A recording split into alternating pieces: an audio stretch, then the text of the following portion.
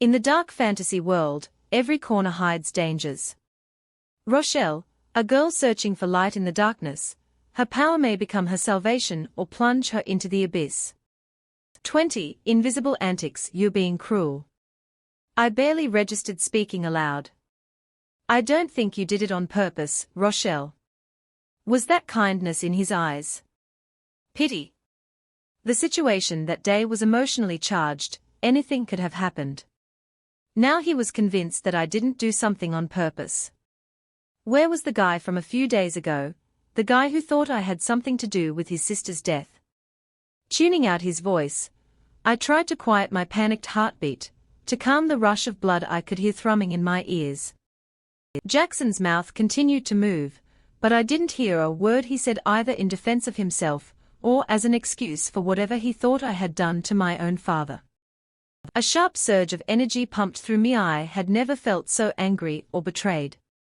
Shaking from the adrenaline, I pushed past Jackson and ran from the room.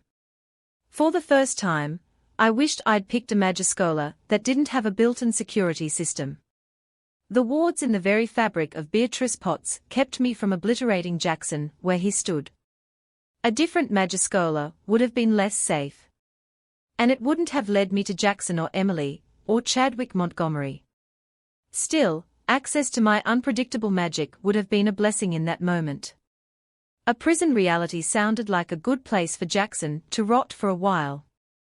I did not stop when Jackson called my name. The rest of the morning happened without any input from me. I went through the motions in my classes. I dutifully ignored Jackson trying to get my attention after history. And I did not react to Miley's glare in ethics of the arcane. Even our teachers noticed. They had been testing the new kid all week, but not once did they call on me that morning. I wouldn't have noticed if they did. Instead of lunch, I planned to go to the library to return everything we know about the parallel universe to Work-Study Girl. I did not plan to read it.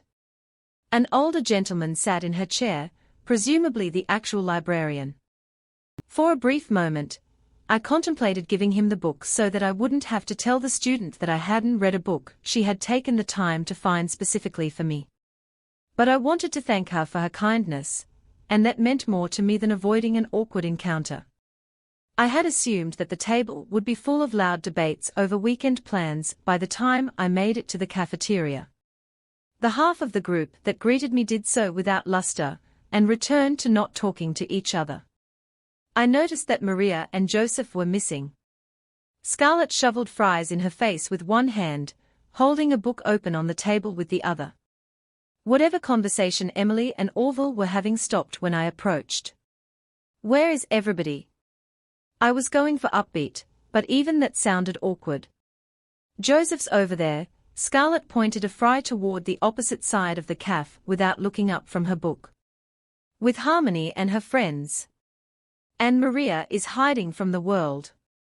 The responsibility I felt was probably unwarranted. Joseph had talked to Harmony on his own. All I did was give him a muffin to lift his spirits. When I was feeling lonely or sad or weird, my mom used to make sweets for me. Food didn't solve our problems, but brownies helped most of the time. A muffin would do in a pinch. But the what ifs rolled in. What if I didn't offer the muffin and Maria had stepped in to comfort Joseph? What if Joseph was only playing the convincing heartbroken sap to make Maria jealous? Did Maria hate me for interfering? Did everyone? I looked to the others at the table, taking in their solemn faces. Something else was going on. Orville took in my furrowed eyebrows and answered what he thought was my unspoken question. Joseph and Harmony have been all over each other. Maria doesn't need her nose rubbed in it. It's a small school. Not the first time, won't be the last. They'll all be back to normal in a few days. But I knew that whatever they had been whispering about didn't have anything to do with teenage love triangles. After that, lunch wasn't particularly appetizing. A silent pall fell over the four of us, as we sat and ignored each other. Emily was the one to change the subject. I heard Jackson interrupted breakfast. Did he have anything interesting to say? There was more accusation in her question than inquiry. Maria wasn't the only one in the group with a little jealousy. How to explain to Emily that it wasn't what she assumed? I shrugged with one shoulder, rolled my eyes, and shook my head simultaneously to convey my irritation. His girlfriend thinks I have a thing for him, so she trashed my room the other night, and I called her out on it. Jackson was warning me to stay away from her. Emily didn't seem to buy it. Funny, because that was the same warning she gave me about him. Honestly, I wished I could stop myself. I think he deserves someone better than Miley. I watched Emily's eyes widen, fearful that I was about to implicate her as a person better than Miley. She shook her head almost imperceptibly. Shrugging again, I went back to my lunch. A feeling nagged at me the rest of the hour. Going off with Jackson had made Emily doubt me, and I needed to make it up to her. The conversation in that empty classroom taught me two things. Jackson Lenore was a ripe asshole, and I already had everything I needed to leave. This weekend would be the perfect time to slip away while everyone was distracted relaxing or doing whatever they did at Beatrice Potts for fun. Nobody would look for me until Monday. By then, I would be well on my way to Chadwick, Montgomery. But leaving Emily with positive memories of me was important. I hoped that enough good memories would keep her from hating me when I disappeared. I should never have allowed myself to make friends at BPM, knowing my time there was temporary. Friends were against the rules. Friends put my mission in jeopardy. But Emily had become important without her even knowing it. We cleared our table, and on our way to our evocations class, I caught Emily's elbow. Leaning in to whisper conspiratorially to her, I said, "Do you think the arena will be open tonight?" Emily did not get the memo about keeping our conversation quiet. She spoke at a normal volume when she retorted, "Why? So you can spy on your boyfriend?" Olive Branch denied. I shook my head vigorously and stepped in front of her, stopping her from walking the last few feet to the classroom door. The look in her eyes wasn't anger. I was no stranger to the hurt radiating from her, hadn't he? I'd just run away from Jackson only hours ago for the same reason. That's not it.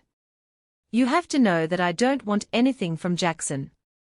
I always seem to be in the wrong place at the wrong time. It was true. I was at the wrong Magiscola because Jackson was also there. When I came across Jackson and Miley in the arena, I definitely should have walked away. Even the night before, when I'd been with Emily all night and Jackson felt I should have been somewhere with him. Wrong places, wrong times. I must be cursed. Nothing is going on with me and Jackson, I said, trying not to think about how I almost kissed him that morning, and then the awful things he said that made me want to hit him instead.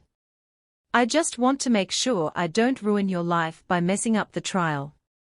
You were right, practice makes perfect. Emily gave me a reserved smile, but a smile nonetheless. I'll talk to Orville. We continued on to our class in better spirits.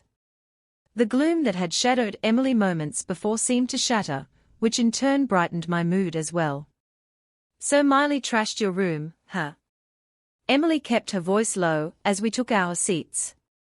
We should replace her laundry detergent with dish soap with bleach so it overflows the machine and ruins her clothes. I was thinking blue hair dye in her shampoo.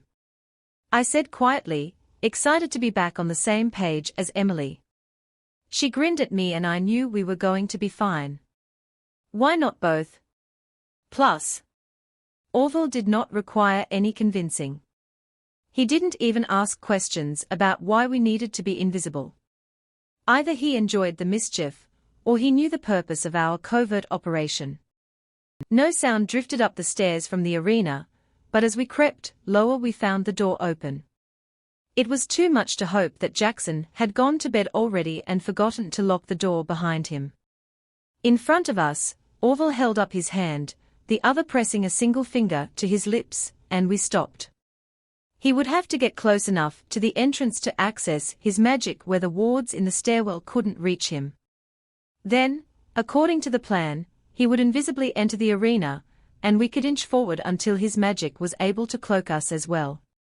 Easy enough as long as we didn't get caught before he had a chance to cover us both in magic. Nerves constricted my chest. I feared each step would be the one to give me away. Emily disappeared before my eyes. I knew invisibility was on my list for a reason. And I couldn't tell if I was alone at the base of the stairs or not. Was I still visible because Orville's magic wouldn't work on me? Something or someone shifted in the arena beyond my line of sight. We would have to wait Jackson out after all. The feeling of Orville's magic sliding over my skin made me shiver uncomfortably.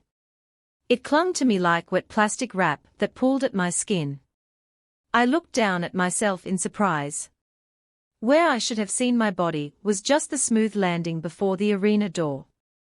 But I could feel the magic slipping, the invisibility sloughing off of me in large chunks. I crouched despite the invisibility that was mostly still in place and ran behind a large outcropping in the arena. If I suddenly became visible, I didn't want to be out in the open. On the way, I saw Jackson, shirtless in the middle of a circle, surrounded by runes both on the rocky arena floor and on his skin. I did not stare, and you couldn't prove it if I did. Hidden, and knowing my friends were somewhere in the arena I couldn't see, I waited. 21.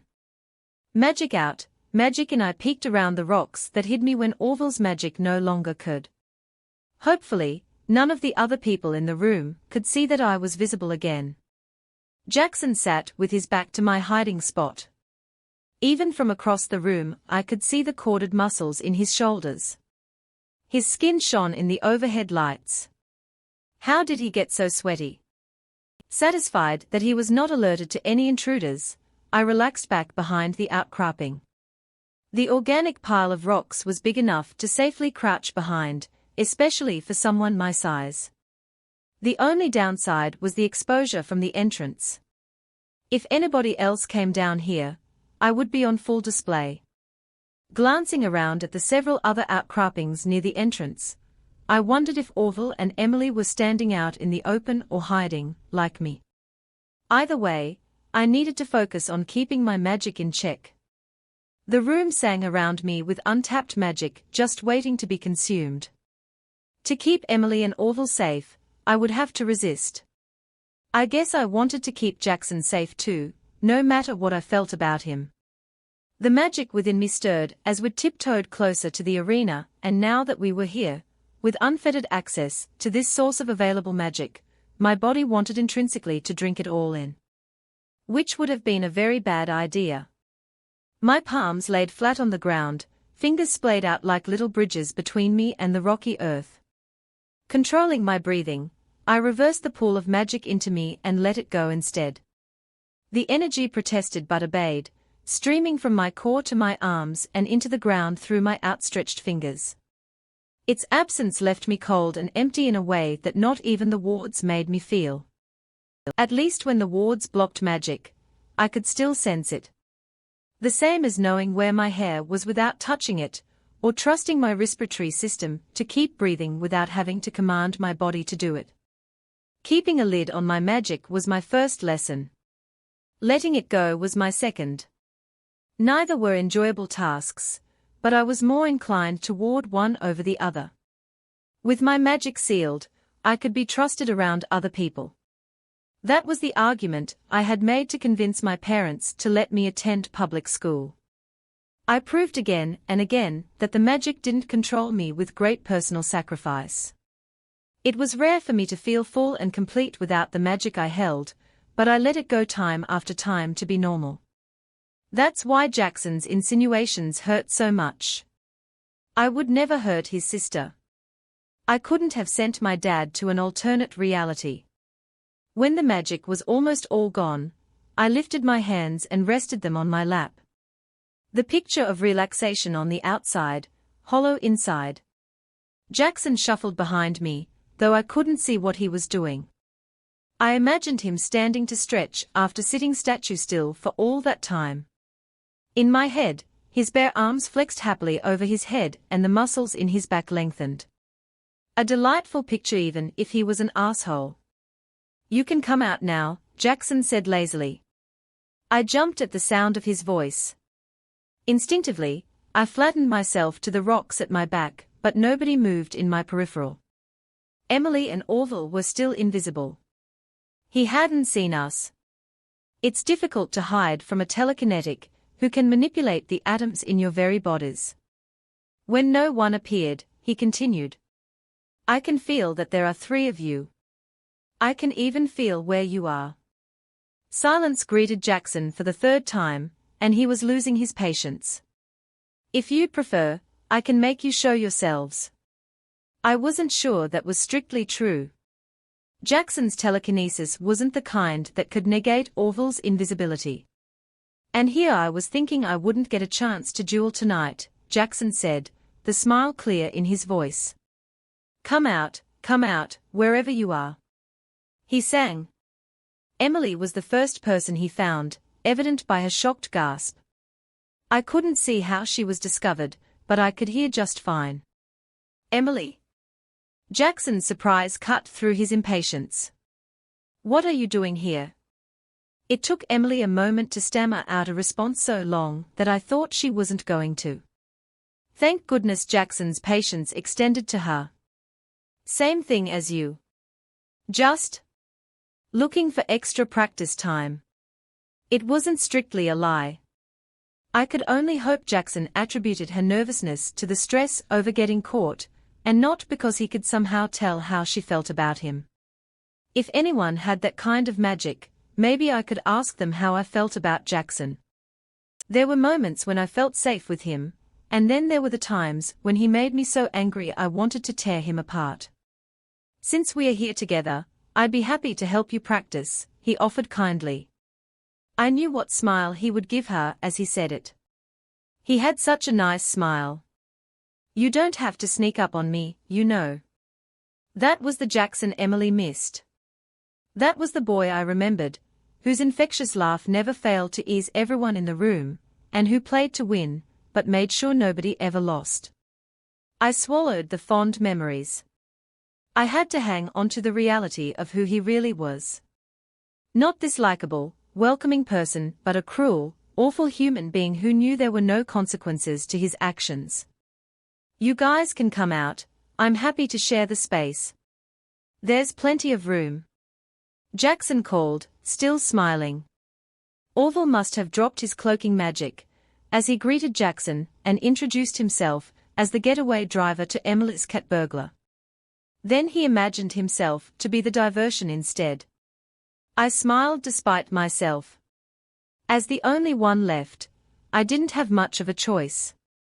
I might have attempted my hand at crafting my own invisibility, if I hadn't just released most of the magic I had stored. Damn the part of me that didn't follow the rules. And damn the part of me that did. I was so far off mission that I couldn't see a way back without making a mess.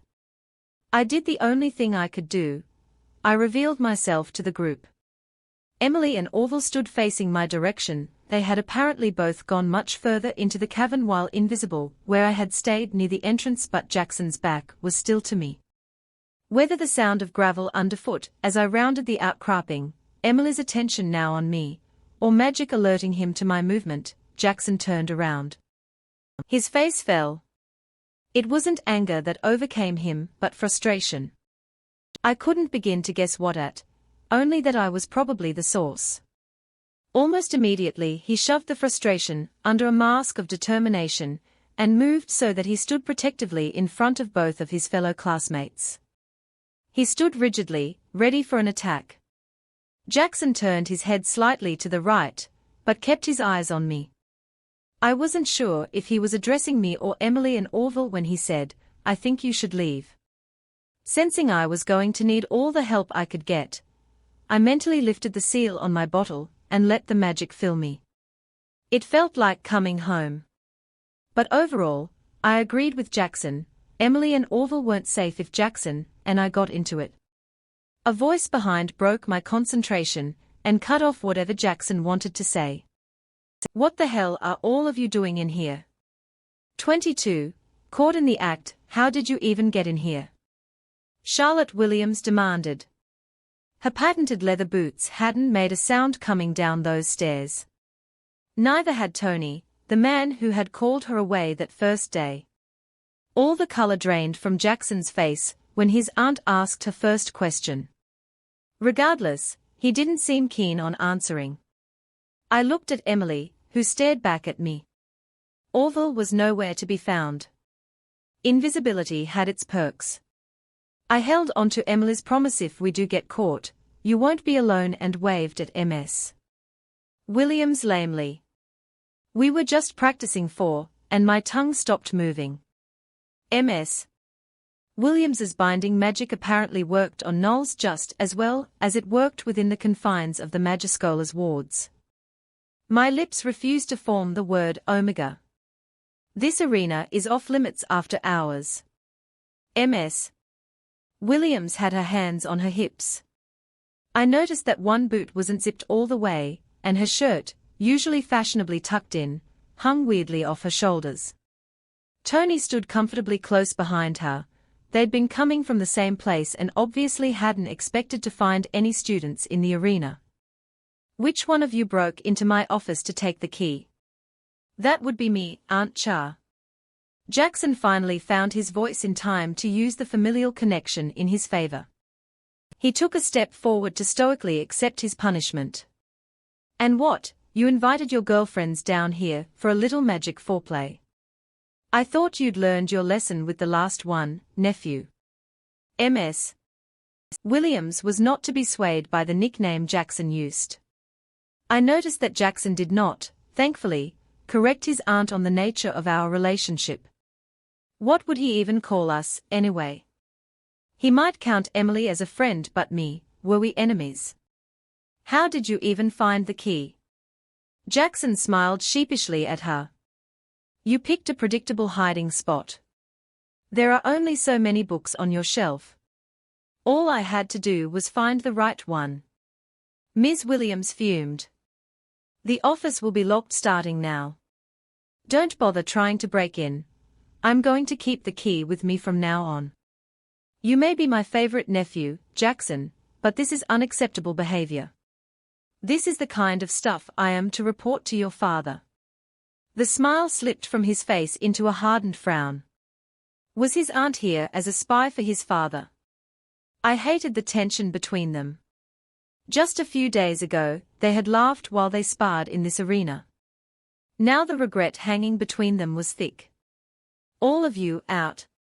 Now, Ms. Williams demanded, pointing us to the arena's entrance in case we didn't know where to go next. Without a word, we filed out. I couldn't tell if Orville had already gone, or if he stayed hidden to watch the drama.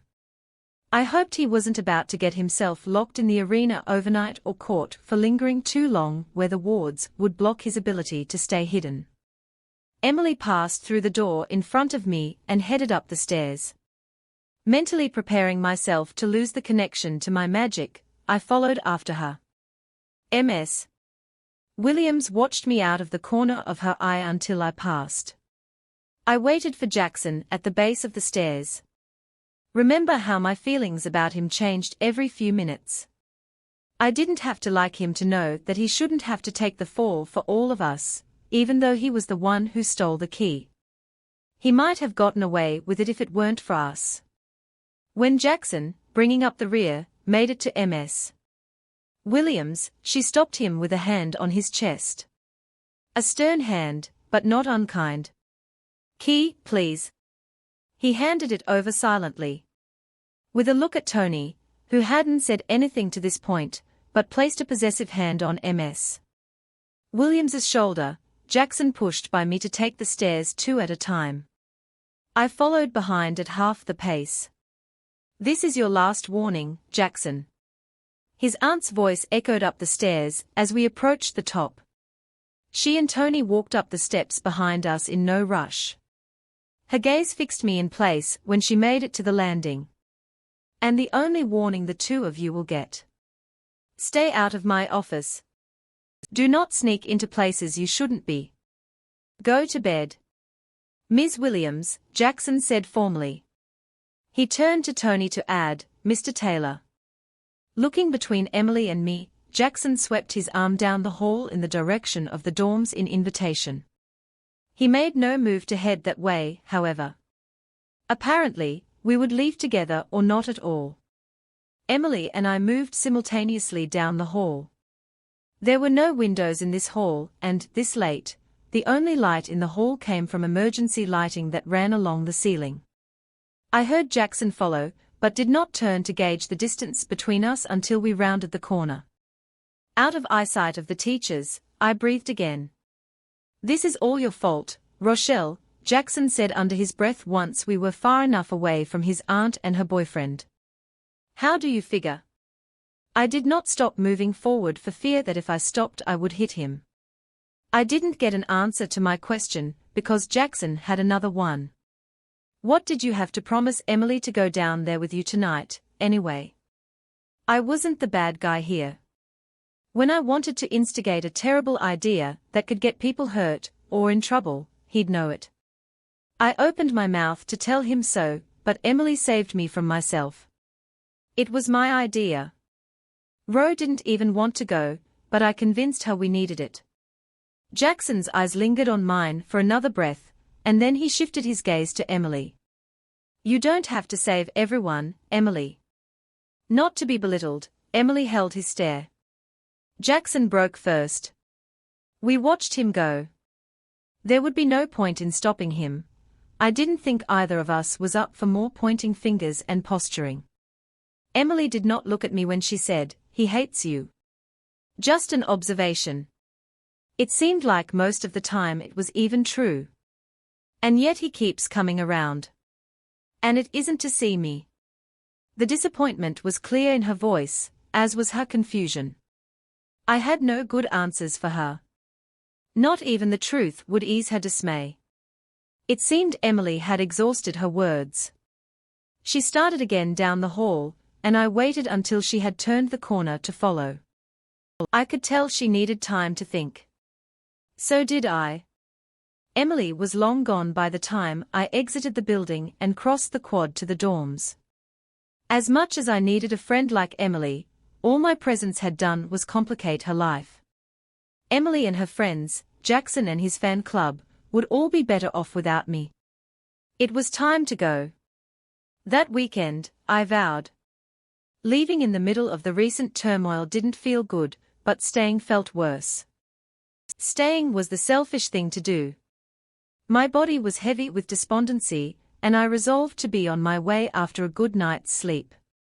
When I got to my room, however, I had a visitor. He stood like a hulking statue. I might have threw him made of stone if I hadn't heard his light snoring. I did not blame him for dozing. It was well past midnight and time for even him to be asleep. He stirred as I approached, the soft sound of the carpet under my shoes enough to wake him, and pushed away from the wall next to my door, which was thankfully still closed. "Marty?" I asked in a hushed tone. "What are you doing here?" I could ask you the same thing. 23, Marty did not belong outside of my dorm room. I live here, which is what I'm doing in this hallway. That doesn't explain what you're doing standing outside my door in the middle of the night. I held my ground just out of arm's reach. If Marty lunged, I wanted to get a head start. He made no moves toward me though. In fact, Marty kept his shoulders hunched and his eyes on the floor. Considering where he was standing, making himself look as non-threatening as possible was probably a good idea.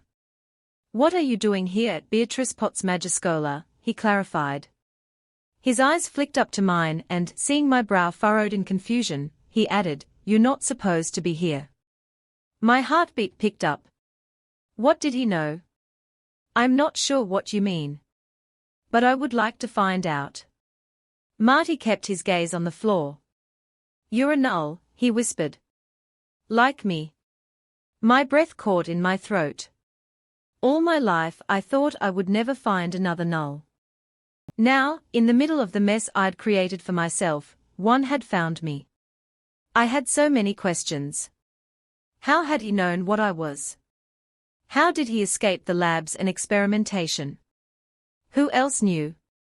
Do you want to go in there so we can talk? I pointed to my door. Marty's head shook sharply. That's a good way to get me fired, kid. It's safe here, and I like my job. Not ideal, but I understood his hesitation. I took one step closer to him, almost involuntarily. Is there somewhere private I can ask you my questions? It would be a very bad idea for us to be seen together. Marty clenched and unclenched his fists, over and over. Was it me that made him nervous, or something else? Look, I came here to tell you that you should leave the school. If you get caught, you'll get me caught, and I got nowhere else to go. Definitely me. I had that effect on people, though admittedly, this was a little different. I'm not going to do anything that would make them go looking for nulls within their walls, Marty. I was here for research and I found what I was looking for, so I'll be on my way. His relief cut deep. Marty's whole body relaxed. The muscles in his shoulders unwound and he stood straighter, even the heavy worry lines around his mouth seemed to ease. The wards built into the Magischola kept him safe from his own unpredictable magic, and kept others safe from him. Just by being at the school, I put his job, and his life, in peril. That was the last thing I wanted. I'd done a fine job of alienating everyone I'd come into contact with anyway. My presence hurt Emily in more ways than one. I helped drive a wedge between Maria and Joseph. The questions about her family frightened Claire. Not to mention the ways I'd wounded Jackson. And it had only been a week. Imagine what a month would have done. There are a few things I need to do before I can go. I watched as some of the tension slipped back into Marty's shoulders. You won't see me again, I was quick to promise. That seemed to ease his mind some. The things I needed to do wouldn't take long. I could slip out tomorrow night, and never look back. According to my original plan, it mattered less when I left, only that I didn't let anything hold me back when I did. So it was back to the original plan. Can I ask you some questions, though? I asked, maintaining a low volume, trying to radiate calm that I didn't feel. Marty scanned the hallway with his eyes, searching for any eavesdroppers. Just one, he grunted. I searched for the right question in my list of things I wanted to ask him, another null. How did you know what I was? If Marty could figure it out, what about others? The big man shifted uncomfortably. I looked into his squinted eyes, holding them captive until he finally answered. Magic is weird for us. And the way it's weird is different between people like us. So while some might be able to mimic standard magic or power entire buildings, or suck the life out of people, Marty paused when he noticed my cringe at his words, but continued when I didn't ask him to stop. I can see auras. Humans have white auras because there is no magic to change their color. Mags range depending on their type of magic. You have a black aura. Just like me. I didn't like what it said about nulls for their auras to be black. If magic dictated your aura, black could signify the presence of all the magic in one place, or none of the magic at all. It gave new meaning to the term void mage. To ensure he wouldn't get stuck answering more questions, Marty started down the hall the way I'd come. As he passed me, he reminded me of my promise. I won't see you again. Good luck in your journey, little sister. There were other nulls in the world who, just like me, avoided detection. A smile crept over my face as I watched Marty go.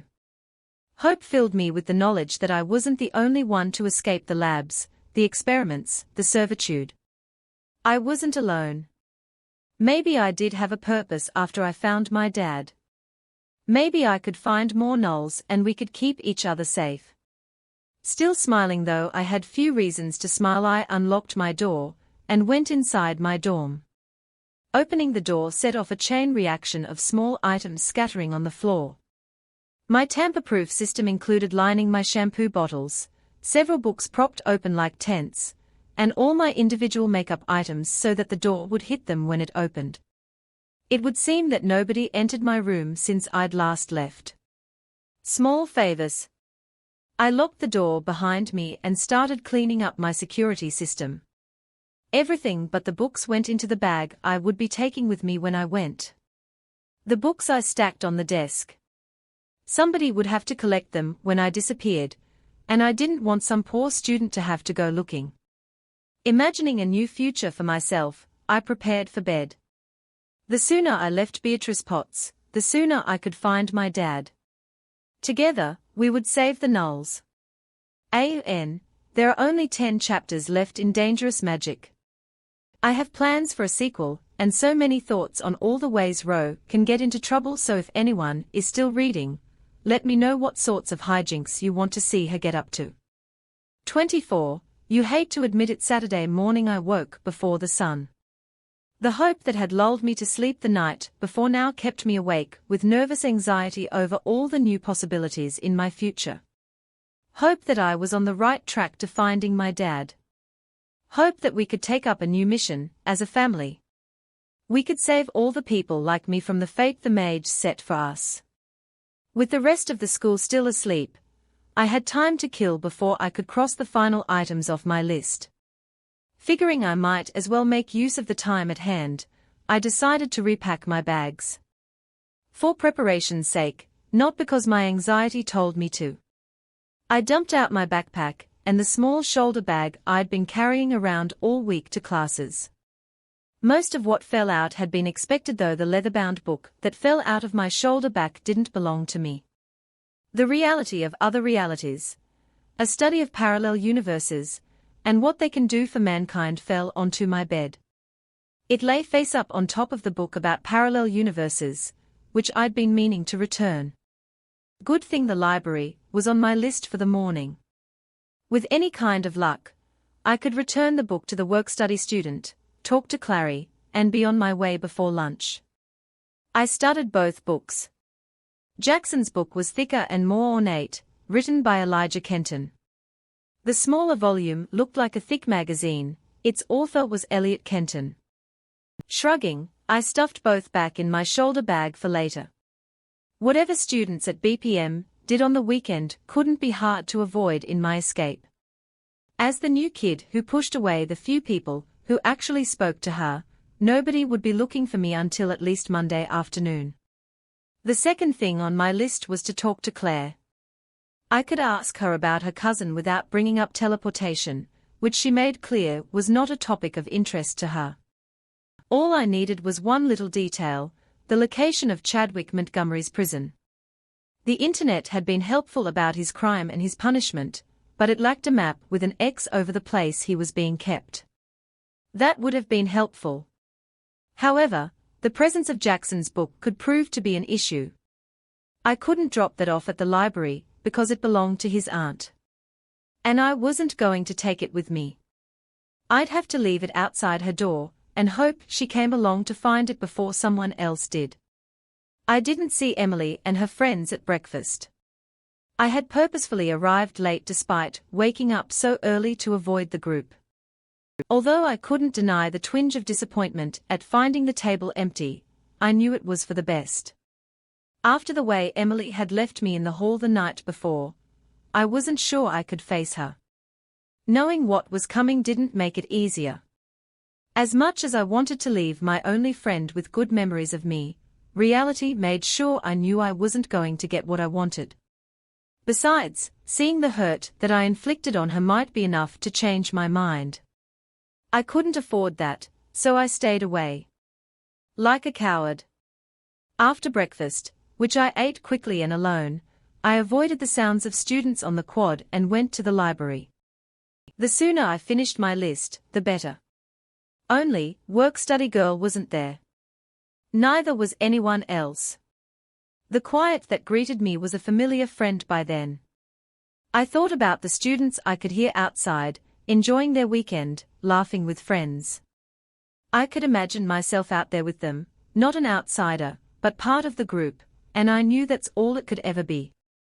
People like me don't get to make friends. What's the point of forming those bonds if you can't maintain them? It wasn't a surprise to find the library empty of students, but I had hoped that work-study girl would be there. I wanted to ask her name. But with the library all to myself and 2 books to read, I decided to sit and at least enjoy the quiet. I could find Claire later. I knew I needed to be going. There was always tomorrow. Plus, dawn on Sunday found me on my bed, reading the borrowed books. Much as I hated to admit it, both Jackson might be onto something. And I really hated to admit it. In cases of powerful mags, miraculous and unexpected events, such as these can only be explained by the unbridled emotional response to stimuli to which only the mage can attest. For the subject in question, their raw astrokinetic ability allowed them to project not only their own consciousness, but their physical bodies as well. Not dissimilarly to teleportation, the physical body would simply not exist in the same space it had once occupied. However, differently from teleportation, the body did not appear in another place on Earth, rather, that projection left our plane of existence and went elsewhere. The study went on to describe how the unnamed subject, perhaps a null, the preferred subject of many scientists, though the book does not specify, managed to project another person in further experiments. The scientist who had volunteered described it as being in a plain room that lasted forever. He neither ate nor slept while he was there but felt no hunger or exhaustion. I closed the book. The description of the maid's disappearance, and eventually the scientist's disappearance, sounded familiar, but that didn't prove anything. I'd never been to another reality, and I certainly hadn't created one. My nullness didn't work that way. It had been well before dark. When I left the library I didn't want to be there if Marty had a shift that evening. Spending all day with my nose in a book meant I had not finished my list. I had left the copy of Everything We Know About the Parallel Universe on the desk near the library door with a note and mentally crossed it off the list. 1 down. I convinced myself it would be a good idea to try and sleep before my departure, which meant, of course, that I was wide awake. Too many thoughts kept sleep from claiming me. Eventually, defeated and drained, I couldn't be alone in my own head anymore. Thank goodness for the wards that kept me from blowing stuff up when my emotions got out of control. Around mid-morning, I went in search of Claire. Finding her meant there was nothing to keep me from leaving. I found her on the quad with Miley and a popular girl, whose name I hadn't bothered to learn. The 3 of them watched a group of boys on the far side of the quad, Jackson among them. Go away, nerd.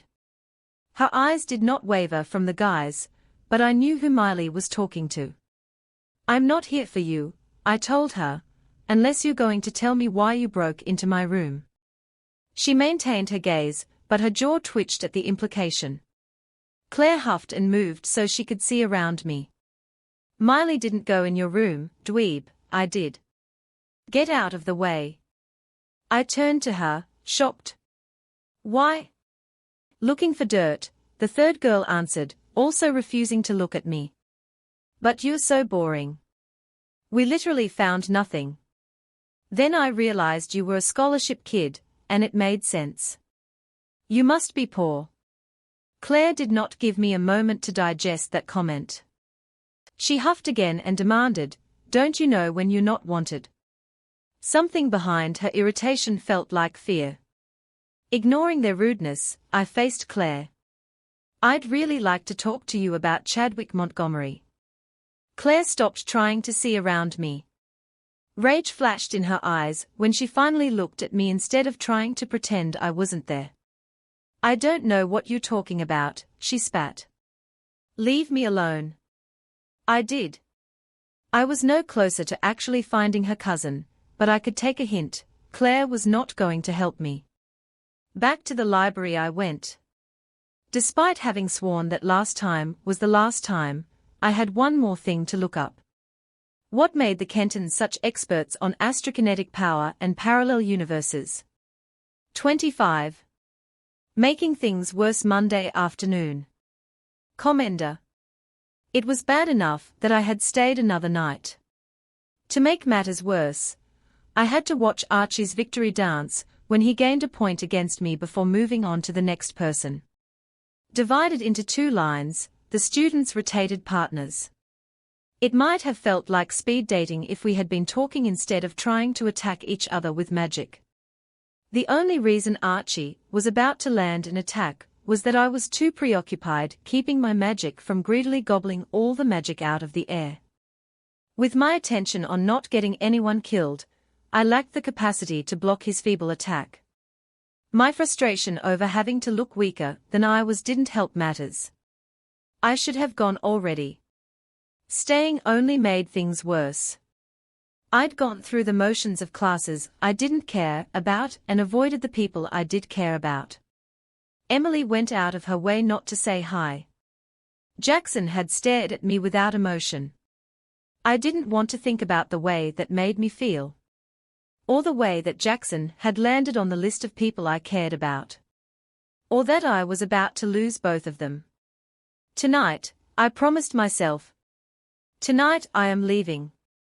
Ms. Williams blew a whistle and we shuffled down to the next partner. Only 3 more rounds and I would face Jackson. More accurately, I only had to let 3 more people land an attack non-lethal per Ms. Williams's rules and then I'd have to let Jackson do the same. The pyrokinetic across from me snapped her fingers, and a ribbon of flame burst from the ground in front of her, snaking its way to me across the smooth surface. I made no effort to deflect it. Rochelle, please stay after class. Ms. Williams passed behind me. She stalked quietly along the line of students, making me feel like prey. Had I known she was watching, I might have at least pretended to try. Magic in the air crushed around me, almost suffocating. I had bigger things to worry about than Ms. Williams's reprimand. We rotated again, and I was paired with a telekinetic who tried to get into my head. I blocked him out. Ms. Williams made a disappointed noise behind me. Another rotation. 1 more and I would challenge Jackson. Thankfully, class ended before I had to find out what I would have to do to keep from being exposed. At the bell, I sighed with relief, not caring who saw. The sooner we got out of the arena, the better for everyone. Fighting the instinct to run, I forced myself to walk with the rest of the class to gather my bag. Ms. Williams did not realize the opportunity she presented to me. I had her copy of The Reality of Other Realities that I'd finished reading the night before that I needed to return. Elijah Kenton had some interesting theories, but I did not need another reason to feel guilty about my time at BPM. I wasn't going to leave with a book I wasn't supposed to have. The plan was to hand it over once all the students had left. They took their time leaving. Several stood by the door. Others mulled around in small groups, glancing at me when they thought I wasn't looking. They thought I was getting in trouble, and wanted to be there to watch the show. All I wanted was to release the energy I'd captured despite my efforts to leave the magic alone, give back the book, and get the heck out of there. The longer I stayed in a place with so much magic, the harder it was to ignore it. Out in the world, leftover magic did not hover. It was reabsorbed by living things. Trees, flowers, grass, animals, certain mags. But in the arena, trapped by the rocks, there were few living things for the magic to feed and fewer people in the vicinity to soak it up. Not only was my magic eager to be fed, but the latent power in the air was also desperate to belong. The combination meant I was screwed if I wasn't careful. I placed my hand on the wall as I leaned over to pick my bag off the floor, and let go of what I could with the brief contact. The wards would keep everyone safe, I hoped. Magic worked funny for me, and just because the wards had worked so far didn't mean they wouldn't stop. Let's go up to my office, Ms. Williams suggested. Several students huffed and headed out, realizing that Ms. Williams wasn't going to provide the drama they craved. Everyone else out. We waited until the arena was empty. She locked the door, slipped the key into the pocket of her jeans, and led me up the stairs. In her office, Ms. Williams closed the door behind me. Quietly, she walked to her desk and sat. She did not invite me to sit. I prepared for a lecture that did not come. "Do you know what you're doing, Rochelle?" she asked me. I wasn't sure what she was referring to, so Ms. Williams clarified. "Failure to impress the Omega Society not only affects you but your sponsor." The conversation was not about my performance in class, or rather, it wasn't just about my performance. Ms. Williams did not think I would pass the test. I understand. And I did. I didn't plan to fail the test because I did not plan to take it. Ms. Williams placed her elbows on the table and clasped her hands, her forefingers steepled, watching me closely. "You understand that failure to pass the test means not only will your memories be wiped, but Emily will lose her future with Omega. And that by taking away someone that the society feels is valuable, you will make powerful enemies that you won't even know about." That was something to consider. I took solace in knowing that anyone who would be looking for Rochelle Blackley would find only a record of my birth and the legal filing of my minor elemental status. "I do understand," I said with a nod. Emily had offered me something I should never have accepted. She put her trust in a stranger, and that stranger was going to let her down. Emily had misplaced her trust in me. I'd missed the opportunity to fix that without damage. Emily came to me this morning to ask if she could withdraw her sponsorship. Ms. Williams kept her voice carefully neutral. That was news. She continued, "I told her that even if I could allow that, she had used her only invitation to the club. She will not get another one. If you were to rescind your interest in Omega now, I could take the memories from you, but doing so will not reverse Emily's rash decision-making. The same applies if you pass and decide not to accept membership into the society." That was also news. As it turned out, running away would not solve the problem, it would just confirm that Emily had been foolish to tell me about Omega. I wasn't sure how to respond to Ms. Williams. My silence was answer enough for her. As the arbitrator for the Beatrice Potts Omega Society chapter, I have the power to fix all of Emily's mistakes here and now. She laid her arms on the table, her hands still clasped.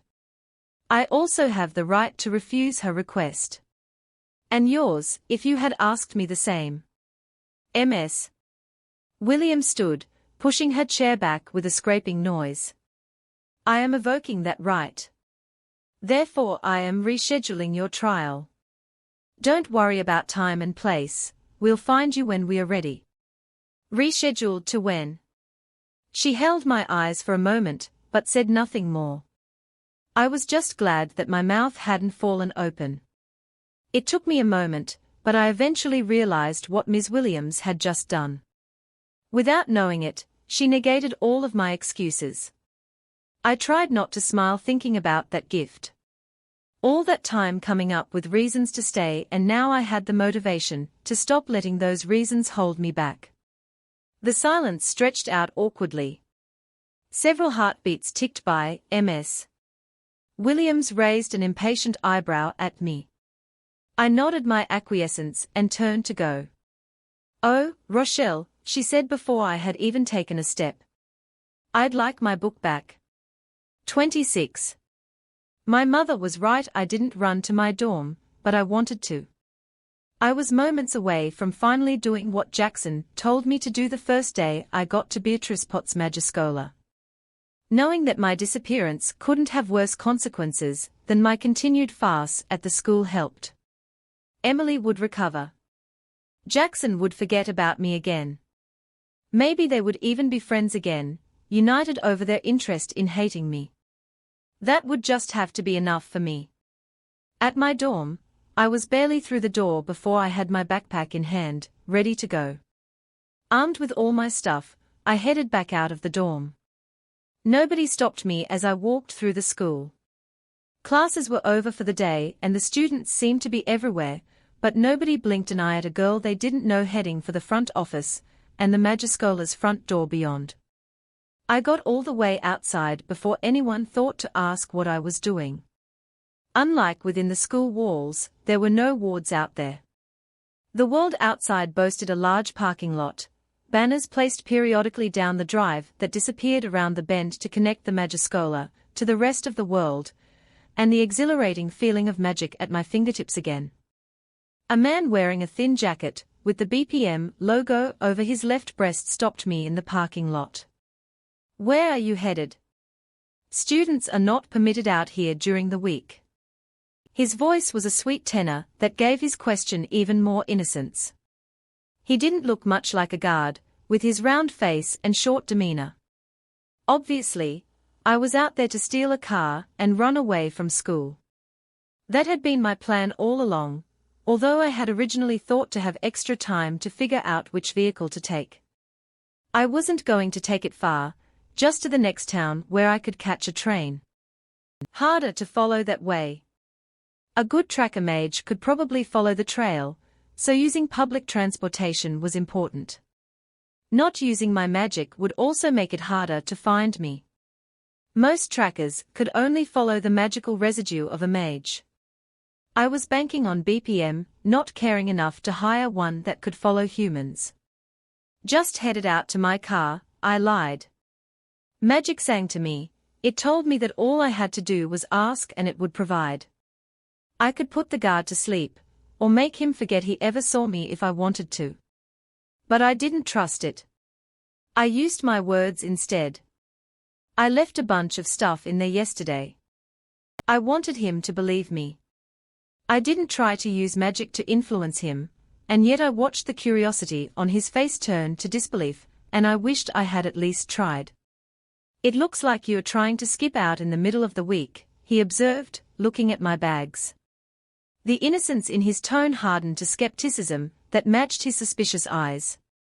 It wasn't a good look for him. Without a car, I wasn't going to get far.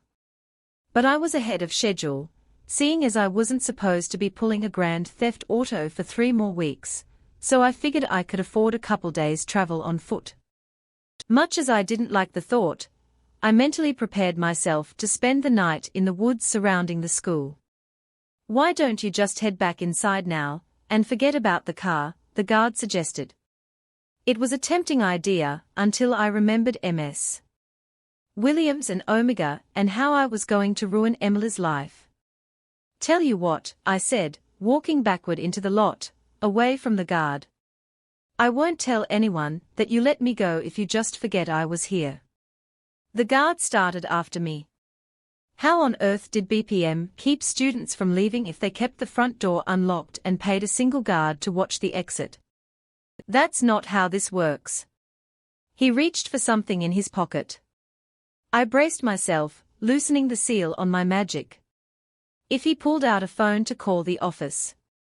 He didn't pull out a phone. In fact, his hand was empty when he pulled it out of his pocket. "Let's go back inside, huh?" The guard held out his empty hand toward me, and I saw it wasn't empty after all. He had a small item in his hand, no bigger than a domino piece, with a rune carved on the top. Something to amplify his power of suggestion. I could feel the magic bounce off of me. His request had little effect. But thanks to the rune, I understood why the Magicola only employed a single guard to watch the front door. "I can't do that." He looked confused that I'd shrugged off his magic.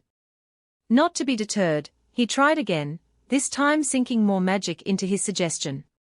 "We need to get you back inside so we can chat with the headmaster." His magic tried to take hold with angry little barbs in my mind. I held his eyes and lashed back. All I had wanted was the throw power at him, to knock him off his feet. Remember when I said magic worked funny for me? Sometimes it did exactly what I asked. Other times it had a mind of its own. The guard flew backward into the brick wall of the Magicola and crumpled to the ground. I slapped the seal back over my magic, but the damage was done. "Shit!" I jogged to where he fell until I was close enough to see his chest rising.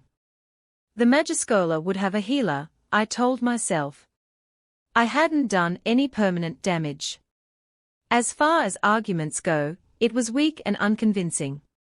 But the guard was not dead, and I would have to hold on to that. So I ran. Scanning the cars in the lot, I picked an older model. Gunmetal grey, inconspicuous. The perfect getaway vehicle. My magic, whether or not it obeyed me, acted like a wrecking ball in most cases. A key would have been better, or the ability to manipulate the metal mechanism in the lock, but a wrecking ball would work in a pinch. I let loose a small amount of magic, just enough to explode the lock itself. Both drivers' side windows shattered, and so did my inconspicuous ride. I couldn't let that stop me. Reaching in through the open window, I unlocked the door. With more time, I could have stopped to clear the driver's seat, and put all the shards in the back so I could dispose of them instead of leaving shattered glass in the parking lot. As it was, I knelt so that the seat was level with my chin and blew, hard, with magic. The pieces fluttered between the seat and the console, or to the mat under the pedals. Good enough. I stayed crouched to reach under the steering wheel for the wires to the ignition system. My right of choice did not run on magic, just another reason it was exactly what I was looking for. Back in the preparation phase of the mission, we watched several videos on hotwiring a car. They made it look so easy. In theory, it was. In practice, I should have practiced more. I sat back on my heels, defeated, and buried my face in my arms. I should have never come here. My mother was right. Had any of it been worth the risk? Miserable, I stood, prepared to leave BPM on foot. You're right. Miley stood behind me. I whirled on her in my surprise, but she looked utterly bored by the scene before her. And it looks like you owe Tony new windows. What are you doing here? I demanded. I racked my brain trying to remember what type of magic Miley might throw at me. She sighed and looked at her fingernails. What's it look like? I am fetching you. It's time for your Omega trial. 27, impress us. Miley led me not to the arena, as I would have expected, but past the line of trees surrounding the school. Only once we started away from the parking lot did I realize she wasn't wearing her usual style, opting for a long grey robe instead.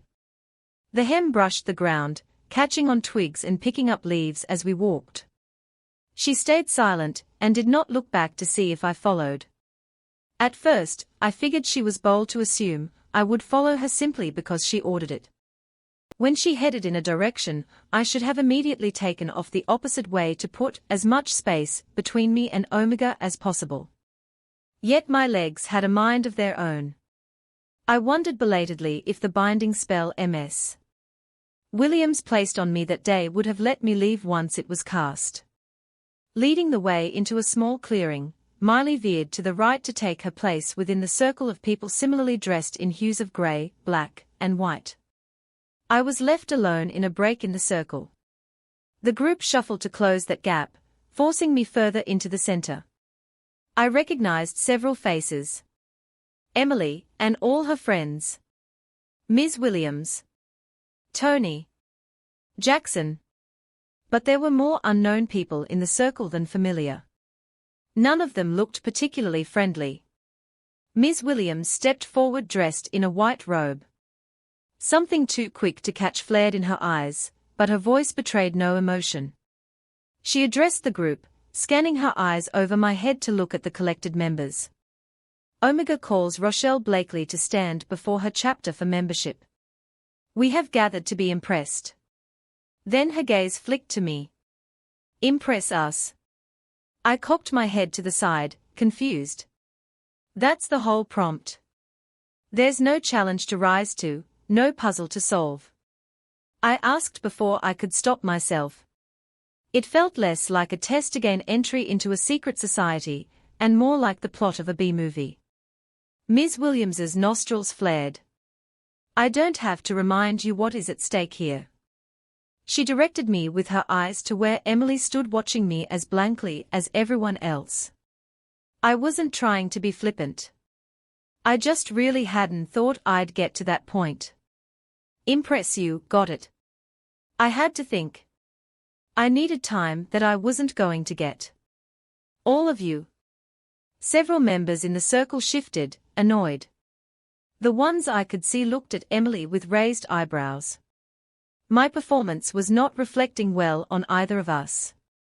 Releasing the seal on my magic, I let a trickle of the latent power in the air around me fill me slowly. The trees lent their natural magic. Several mags who didn't know how to keep their power from leaking out into the ether also lent their magic to mine. What would a minor elemental do to impress this group of powerful, skilled mags? First things first, don't blow anything up. I would argue that impressive is subjective at best. I turned a slow circle, taking in each face as I did. Mostly the stares that met mine were bored or annoyed, sometimes both, until I got to Jackson.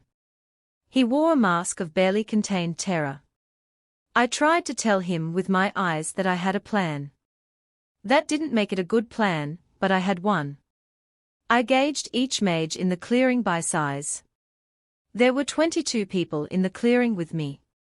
Whatever I was going to do had to be something a minor could accomplish, but impressive enough for Omega so that I didn't ruin Emily's life. No pressure. When I completed my circle, I spoke again. What might impress a pyrokinetic wouldn't necessarily impress a beast. I've known telekinetics with power that would outclass any physical trait you could come up with. Illusionist, astrokinetic, Vedant, everyone can agree those are impressive magics. Continuing to circle the group, I landed on the least dangerous thing I could do to attempt to impress the many judges before me. The accidental earthquake in the arena inspired my idea.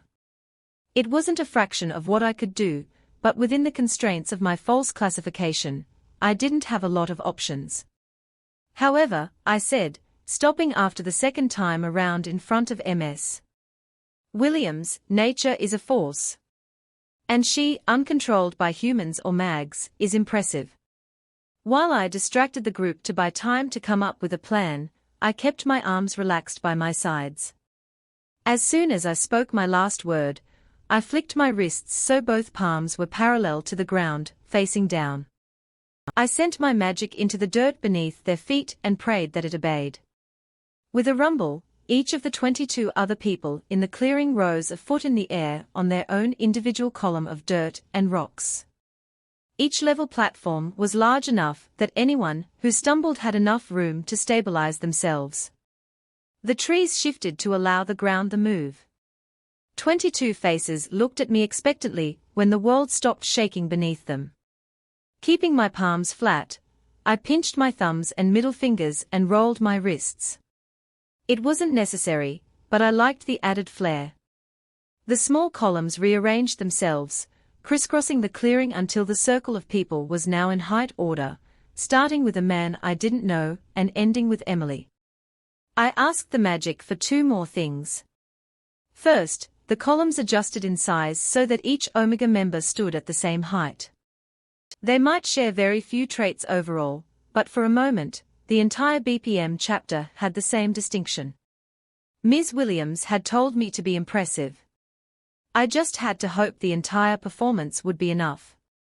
The final act of my routine would be dangerous if I further elevated any of the people around me. I'd carefully kept the columns short, some almost at ground level, and none taller than 2 feet. Magic wanted to flow out of me, to rip into something, to prove itself. My palms felt slick, my shirt damp with the effort to keep it in check. Sweat gathered beneath the straps of my bags, which suddenly felt heavier than ever. I lifted my arms out to the side, fingers still pinched.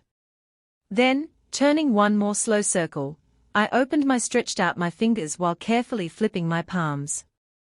As I did so, the dirt in the columns beneath the feet of the Omega members fell away. The soft sounds of falling dirt drew the attention of those elevated around me. It started at the edges of each platform and gradually worked its way in, dissolving rapidly under them. Nobody seemed nervous until the dirt slipped away beneath their shoes. I snapped my hands into fists and the deterioration stopped. Slowly unclenching my fists started the movement again. I closed and opened my hands, teasing the Omega members. Several people, Miley included, sported expressionless faces. Panic lanced through me. I was going to fail. I had no other tricks. Using more magic would give me away. I had probably used too much as it was, raising questions about how a minor class elemental could manipulate that much earth all at once. Lowering those members who I failed to impress, I focused on the ones who looked like they wanted to jump. I closed my hands again and the columns stopped shrinking. A few people calmed, and I let their columns lower to the ground. The remaining elevated Omega members judged whether the embarrassment of bailing now was worth the relative safety of being back on the ground. When each of those members looked at me, finally acknowledging me, I let them down one by one. I watched two people sidestep the place they had been standing, as if I could not raise another column of earth wherever they stood. Finding Ms. Williams again, I stood to face her. The clearing wasn't large, but the tilled soil made it look smaller still. The commended teacher was pointedly not looking at me in favor of the adults standing around me. I recognized Tony, Ms. Williams's boyfriend, who brought his arms in front of him to wrap one hand around the opposite wrist. Another man, this I hadn't been introduced to, put his hands behind his back. The next two women mirrored his position, standing tall with their hands behind them. The other adults stood in one position or the other. When I finally caught Ms. Williams's eye, I knew I had failed to impress the Omega Society. I looked at Emily, but she wasn't interested in me, only in the arbitrator. Omega has always valued the strongest, most clever mags. Few minor class mags have ever been invited to test, and fewer still count themselves among our members. She paused. For a moment I hoped I misjudged the tension in the clearing.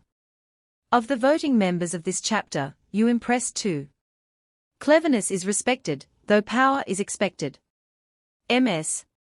Williams looked over her shoulder at Emily. Step forward, Emily Newsom. Emily complied. She still would not look at me. I begged her with my eyes to just look, please just look.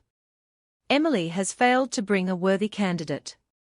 Tonight, instead of inducting a new member, we will remove both the initiate and the prospective. None will speak of Omega to either mage from this point forward. I heard Emily's breath catch in her throat. My fault. When Ms. Williams held out her hand to beckon us both forward, I planted my feet and refused to move. I do not accept, I said, too quickly, too loudly. The corner of Ms. Williams's mouth twitched. That's not how this works, Rochelle. I ignored her and turned to Emily. I would get my friend out of this even if I had to expose myself as a null. She could hate me forever, but I wasn't going to let her take the fall for me. Emily, stop moving. Don't do this. I can help, let me help. I didn't care that I was begging, and I didn't care who saw. You've done enough. Emily did not stop walking, just dismissed me and accepted her fate. But I had to try anyway. I tore the seal off of my nullness and opened myself to the magic around me. Drinking it in, reveling in it, I let it fill me until time ran out. Then I let it go. Energy tore from me, knocking everyone back. Some disappeared beyond the tree line, while others braced the onslaught of energy and fell to their knees. Only Emily and Ms. Williams stood. You can't do this. She didn't know what I am, I yelled. In this proximity, Ms. Williams couldn't not hear me, but she could choose to ignore me. This isn't her fault. When I pushed for another wave of energy, the magic did not obey. Someone in the clearing groaned. Ms. Williams kept her eyes on Emily, now close enough to touch. I watched helplessly as Emily collapsed. Still, but breathing. It happened so fast. I angled my magic at Ms. Williams, now the only person in my way. I wanted to make her pay. Rochelle, don't. Jackson put himself between me and his aunt. Fear charged his voice, it lit his brilliant blue eyes, and knowing that he was afraid of me broke my heart. You don't have to do this. Jackson was too pretty to beg for anything. It's too late, I told him. And I thought it was. I looked over his shoulder to his aunt, who looked downright serene for a woman who just ruined a young girl's life. But I guess it was my fault that life was ruined in the first place. I gathered the magic within me to strike again. Jackson uttered a wordless sound and his worried face was the last thing I saw. In Rochelle's magical world, every day is filled with surprises and laughter. Want more fun and surprises? Subscribe to our channel, and let's use magic to light up our lives and fill every day with laughter.